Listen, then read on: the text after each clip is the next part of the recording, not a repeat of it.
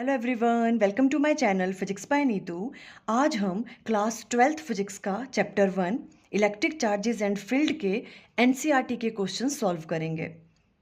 देखो, जो बच्चे इस चैनल पे न्यू है, मैं बता दूं, क्लास 12th का पूरा सिलेबस आपको इस चैनल पे मिल जाएगा। चैप्टर वाइज सबकी प्लेलिस्ट बनी हुई है। जितनी भी डेरिवेशंस वाला पार्ट है पूरा वो आपको वहाँ पे मिल जाएगा। आज से हम क्लास 12th के एनसीईआरटी के क्वेश्चंस सॉल्व करना स्टार्ट करेंगे चैप्टर वाइज। आज हम कर रहे हैं, देखो, chapter 1 electric charges and field के। ये वाला क्वेश्चन आपके एनसीईआरटी बुक का क्वेश्चन नंबर 1 है, 1.1 क्वेश्चन है। देखो, what is the force between two small charged sphere having charges of 2 into 10 raised to power minus 7 coulomb and 3 into 10 raised to power minus 7 coulomb placed 30 centimeter apart in air। आपको charge sphere given है दो, उन पे आपको charge की value given है। एक पे ये वाला चार्ज है, दूसरे पे इतना चार्ज है। जैसे फॉर एग्जांपल एक चार्ज ये है और एक स्फीयर ये है। इस पे चार्ज की वैल्यू हम Q1 मान लेंगे और इस वाले स्फीयर पे चार्ज की वैल्यू Q2। इनके बीच का डिस्टेंस भी आपको गिवन है, दैट इज 30 सेंटीमीटर।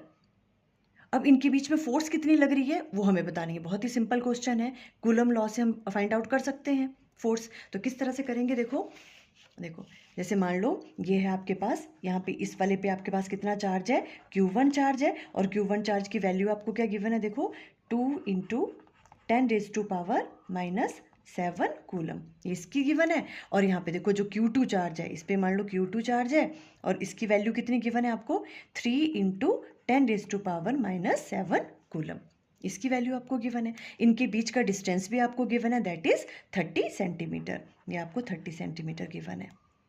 क्लियर? तो इसको आप राइट डाउन कर सकते हो R इक्वल टू, है ना। तो देखो R क्या दे रखा है आपके पास, distance between two charge sphere is 30 centimetre. इसको मीटर में कन्वर्ट कर लेंगे तो क्या आ जाएगा, 30 into 10 raise to power minus 2 metre. और इसका मतलब क्या हो गया, 30 डिवाइडेड बाय 100, ये चला गया। तो R की वैल्यू क्या आ गई मीटर में आपके पास, 0.3 मीटर्स। ये R की वैल्यू आ गई, है ना। अब हमें क्या इनके बीच में फोर्स निकालनी है, दोनों चार्ज स्फीयर के बीच में। तो हम कूलम लॉ से हमें पता है F इक्वल टू क्या होती है, K Q1 Q2 divided by उनके बीच का जो डिस्टेंस है उसका स्क्वायर, R स्क्वायर हो जाएगा यहाँ पे। क्लियर? और K क्या होता है, K की वैल्यू 1/4 पाई एप्सिलॉन नॉट, है ना। और K की वैल्यू किसके बराबर होती है, देखो K की वैल्यू होती है, जो न्यूमेरिकल वैल्यू होती है, ये आपको याद रखनी है। ये होती है 9 इंटू 10 रेज टू पावर 9। अगर हम इसके यूनिट्स की बात करें तो क्या होती है, न्यूटन मीटर स्क्वायर पर कूलम स्क्वायर। ठीक है, इसके यूनिट्स आपने याद रखने हैं। कई बार ये भी शॉर्ट क्वेश्चन में पूछ लेते हैं इसके यूनिट्स। हमने जब अपना जो वीडियो बनाए हुए हैं इस वाले चैप्टर के, आप वहाँ पे देख लेना, जहाँ हमने कूलम लॉ डिस्कस किया हुआ है, वहाँ पे हमने इसके बताए हुए हैं कि इसके यूनिट्स कैसे हम फाइंड आउट कर सकते हैं। ठीक है, क्या यूनिट होते हैं कि देखो न्यूटन मीटर स्क्वायर पर कूलम स्क्वायर। ये वाली वैल्यूज पुट कर दो। अब हमें F निकालनी है, देखो फोर्स। तो K की वैल्यू आ गई 9 into 10 raise to power 9। Q1 की वैल्यू क्या है, 2 into 10 raise to power minus 7।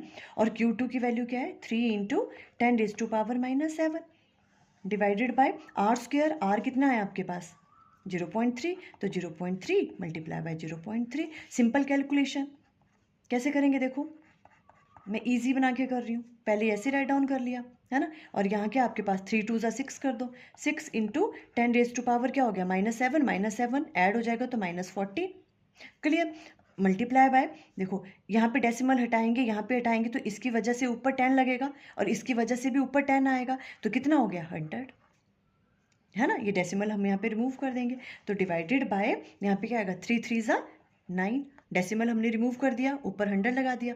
Clear? Okay, अब देखो 9 से 9 यहाँ क्या हो गया, कैंसिल आउट। और F की वैल्यू देखो कितनी आ गई आपके पास, 6 इंटू, देखो यहाँ पर क्या है, 10 की पावर माइनस 14 है यहाँ पे, है ना। और यहाँ पर देखो कितना है, ये वाली चीज़ कितनी बनेगी सॉल्व करके, यहाँ 9 है 10 की पावर और यहाँ 10 की पावर 2 होगी, है ना, ऐड हो जाएंगी 9 टू 11 और 14 में से 11 चले जाएंगे तो कितना रह गया, -3। तो 6 into 10 raise to power -3 newton. बस ये फोर्स आ गई आपके पास। सिंपल क्वेश्चन था ये वाला। ठीक है, स्क्रीनशॉट आपको लेना होगा तो आप इसका ले लेना इस तरह से। ठीक है, वही Q1 Q2 चार्ज गिवन थे, इनके बीच का डिस्टेंस गिवन था, Q1 Q2 हमने राइट डाउन किए, R की वैल्यू को हमने सेंटीमीटर को मीटर में कन्वर्ट किया, फॉर्मूला लगाया यहाँ पे, ठीक है, K की वैल्यू आपको लर्न कर लेनी है, ठीक है, और ये सारी वैल्यूज यहाँ पे पुट करी और F की वैल्यू आपके पास ये वाली आ गई। क्लियर ये वाला क्वेश्चन। अब देखो नेक्स्ट क्वेश्चन लेते हैं, ये आपकी NCERT बुक का 1.2 है, सेकेंड क्वेश्चन।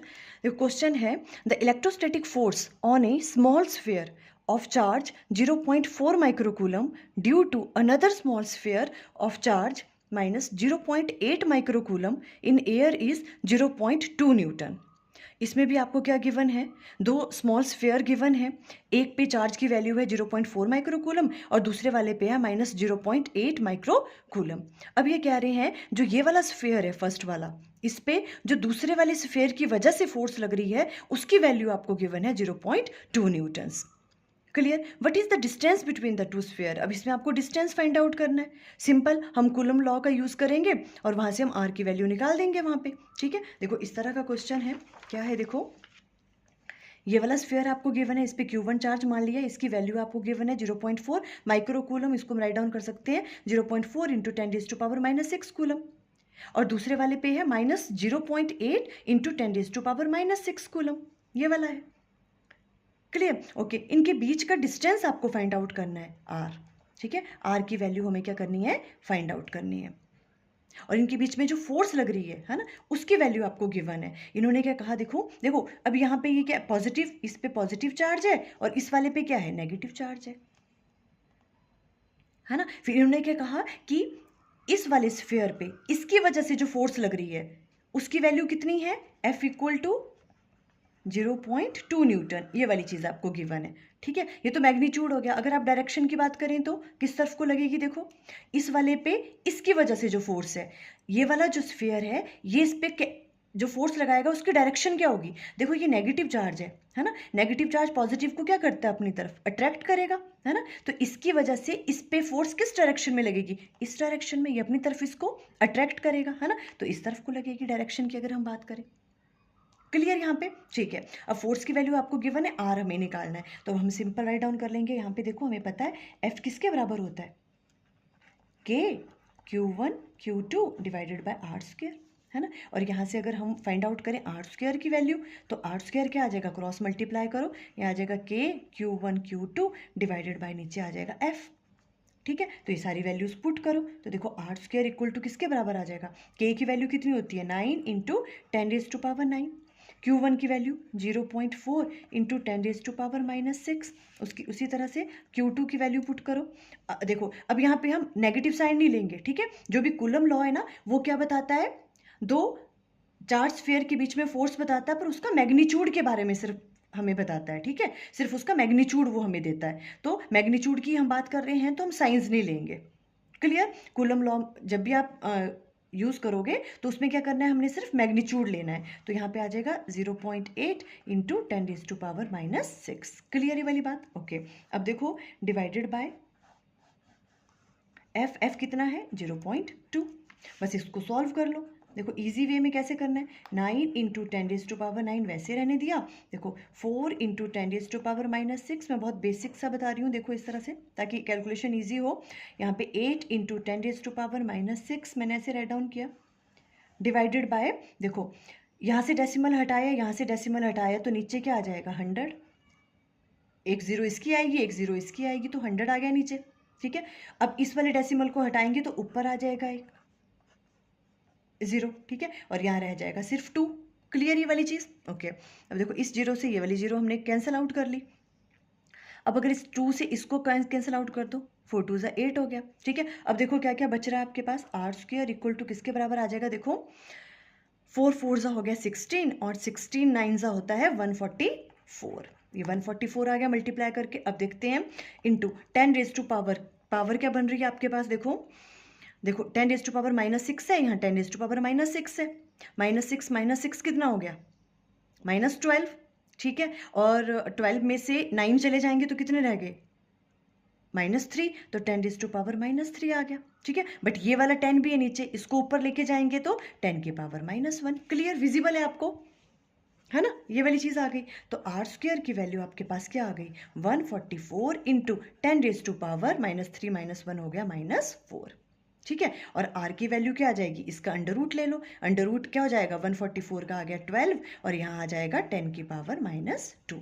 इसे हम राइट डाउन कर सकते हैं 10 डिवाइडेड बाय 100, है ना, और इसे हम राइट डाउन कर सकते हैं 0.12 मीटर। ये आ गया आपके पास आर की वैल्यू, यही तो पूछी थी इन्होंने, है ना। ये हम इस तरह से फाइंड आउट कर लेंगे, ये आर की वैल्यू। क्लियर, फर्स्ट वाले पार्ट में इन्होंने यही पूछा हुआ था। देखो यही चीज़ मैंने यहाँ पे आपको स्क्रीनशॉट लेना होगा तो इसका ले लेना, ठीक है, ये अच्छे से विजिबल है। ठीक है, Q1 Q2 था, फोर्स की वैल्यू गिवन थी, आर निकालना था, सिर्फ फॉर्मूला लगा के कैलकुलेशन करके हमने आर की वैल्यू फाइंड आउट कर ली। देखो अब सेकंड पार्ट में क्या पूछ रहे हैं, what is the force on second sphere due to the first. ये कौन सी फोर्स थी जो फर्स्ट पे लग रही थी, फर्स्ट वाले पे लग रही थी सेकंड की वजह से, कितनी फोर्स, 0.2 न्यूटन। अब ये कह रहे हैं इस वाले पे, इस वाले ये वाला चार्ज भी तो इस पे फोर्स लगाएगा, उसकी वैल्यू क्या है। तो देखो आपको हमेशा याद रखना है जो इलेक्ट्रोस्टैटिक फोर्स है वो कॉमन फोर्स है। जितनी फोर्स जो ये वाला चार्ज स्फीयर है इस पे लगाएगा, उतनी ही फोर्स ये वाला चार्ज स्फीयर इस पे लगाता है। ठीक है, जो ये फोर्स होती है ये क्या होती है, equal in magnitude but opposite in direction होती है। क्लियर ये वाली बात आपको, ठीक है, ओके। तो अब हमने क्या कहा, इस वाले स्फीयर पे इसकी वजह से फोर्स लगी थी 0.2 न्यूटन। अब ये पूछ रहे हैं सेकंड वाले स्फीयर पे इसकी वजह से कितनी फोर्स लगेगी, तो सेम लगेगी, मैग्नीट्यूड तो सेम होगा, कितना, 0.2 न्यूटन। तो हम कहेंगे सेकंड स्फीयर पे फर्स्ट की वजह से जो फोर्स लगेगी वो कितनी लगेगी, 0.2 न्यूटन ही लगेगी, बट डायरेक्शन कैसी होगी, अपोजिट होगी। आप खुद देख लो, है ना। देखो इस वाले पे इसकी वजह से कैसी लगी थी, ये वाला चार्ज क्या कर रहा है, इसको अपनी तरफ अट्रैक्ट, इस डायरेक्शन में लग रही थी, है ना। अब देखो अब ये क्या कह रहे हैं कि इस वाले पे इसकी वजह से कितनी फोर्स लगेगी, है ना। तो ये वाला चार्ज ये पॉजिटिव है, ये नेगेटिव है, ये इस पे जो फोर्स लगाएगा ये किस तरफ को अट्रैक्ट करेगा, ये इसको अपनी तरफ अट्रैक्ट करेगा, करेगा ना। ये पॉजिटिव है, नेगेटिव है, इस तरफ को लगेगी, तो वो फोर्स इस तरफ को लगेगी। देखो मैग्नीट्यूड में वो सेम होंगी बट डायरेक्शन में कैसी होती हैं, वो अपोजिट होती हैं। आप इस तरह से राइट डाउन करोगे, देखो किस तरह से राइट डाउन करोगे सेकंड पार्ट में, electrostatic force is a common force, so force on both sphere will be the same. जो भी फोर्स लगेगी दोनों पे मैग्नीट्यूड में वो सेम होंगी बट डायरेक्शन अपोजिट होगी उनकी, ठीक है। तो हम राइट डाउन करेंगे, force on second due to first sphere is 0.2 newton ही होगा मैग्नीट्यूड में but in opposite direction. Clear. तो देखो आज हमने एनसीईआरटी के ये 2 क्वेश्चन सॉल्व किए।